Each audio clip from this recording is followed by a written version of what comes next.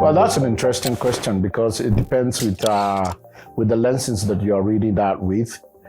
For me, I would summarize it in two folds, but then in the two folds, you have other four attached to it. So number one, event, and number two, people.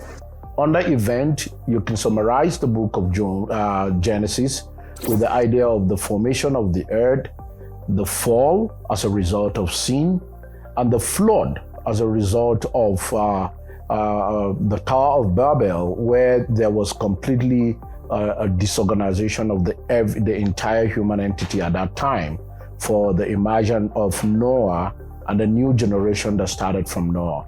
And then the last is the fallout, of course, the idea of God now rebuilding a whole mission of redeeming humanity.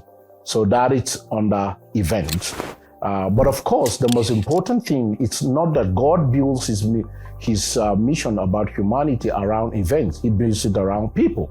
And that's the second part of it, is people. And so we see that people play a pivotal part of God's mission over the time that is there. And in those people, you have four of them as well. You have Abraham, his son Isaac, and Isaac's son Jacob, and Jacob's son Joseph. And you see God taking all humanity towards redemption using these people.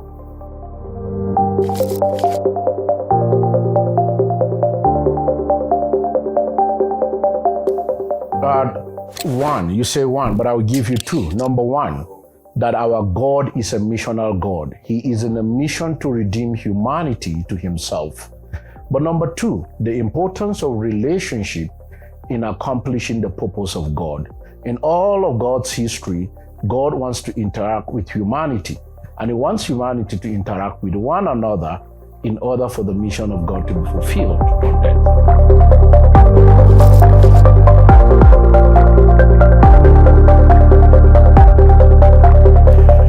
My personal take home in the book of Genesis is very interesting because it's the idea that God always come close to the rejected, but most times use what we do not prefer or we have in our preference shelves. And so the idea that I should be careful of how I do with people, because there might probably be agents of God's mission in either in particular spheres of life or space of life, or even a particular situation that a nation, a people may be going through.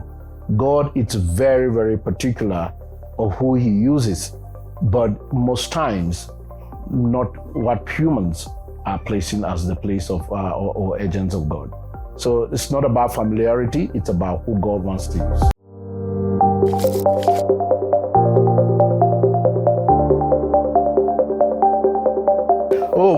Personally, I think it's for me, there was just a lot of aha moments that I have been able to see, especially how God works with people. And so those take home of personally, that to be able to, again, listen for God's direction. What is God doing? Be aware of what God is doing in my life and what is God doing in my community. Am I aware that that interaction between me and people and God's other creatures is so much of a take home that nothing I take for granted, nothing I should take for granted. The trees created, the animals created, humans in like, we are all walking in this, we are all microcosm of God's bigger plan.